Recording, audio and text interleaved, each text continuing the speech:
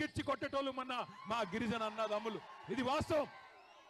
ఎందుకంటే మీకు తెలుసు, ఇదే భారతదేశంలో ఈయన కంటే నేను చాలా గొప్పవాడిని అనుకునే నరేంద్ర మోడీనే, భారత ప్రధానమంత్రినే సంవత్సరం పాటు రైతులు ఆందోళన చేస్తే ఆ నల్ల చట్టాలు వెనుకకు తీసుకోక తప్పని పరిస్థితి.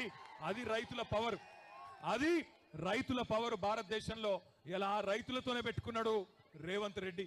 చిన్న సన్నకారు రైతులు బక్కజిక్కిన ప్రాణాలు వాళ్ళతోని ఇలా జులుం చేసే ప్రయత్నం చేస్తా ఉన్నాడు.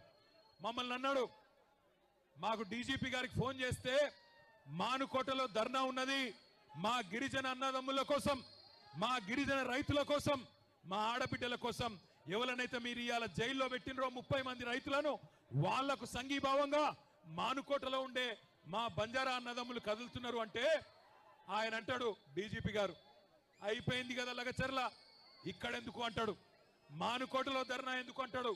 ఒక్క మానుకోటలోనే కాదు రేవంత్ రెడ్డి, ఈ రాష్ట్రంలో అవసరమైతే ఎక్కడెక్కడ బీద వాళ్ళు ఉన్నారో, ఎక్కడెక్కడ గిరిజన రైతులు ఉన్నారో, ఎక్కడెక్కడ మా దళిత అన్నదమ్ములు ఉన్నారో, ఎక్కడెక్కడ బలహీన వర్గాల అన్నదమ్ములు ఉన్నారో, మొత్తం 119 నియోజకవర్గాల్లో అవసరమైతే ఆ కొడంగల్ బక్కజిక్కిన రైతుల కోసం తప్పకుండా బీఆర్ఎస్ పార్టీ ధర్నా చేస్తుంది, కదం దొక్కుతుంది, కదులుతుంది.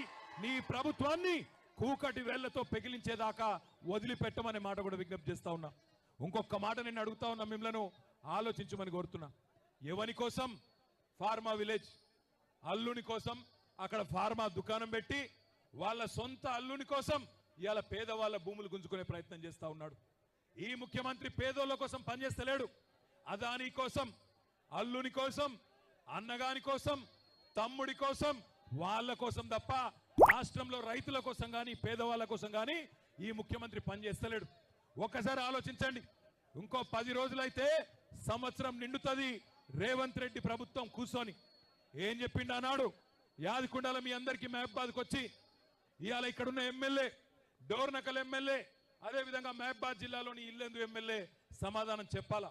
మీరే కదా ఇంటింటికి వచ్చింది, మీరే కదా గల్లీ గల్లీ తిరిగింది, 6 గ్యారంటీలు అన్నారు, 100 రోజుల్లో అమలు చేస్తామన్నారు, పేదవాళ్ళకు అండగా నిలబడతామన్నారు. ఏ ఒక్క హామీ అని అమలైందా ఒక్కసారి చెప్పవలసిందిగా కోరుతా ఉన్నా.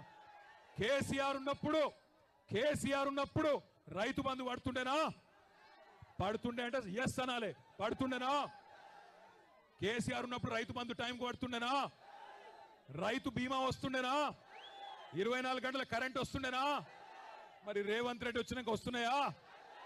రైతు బంధు ఎగ్గొట్టిండా? రైతు బీమా బంధు పెట్టిండా?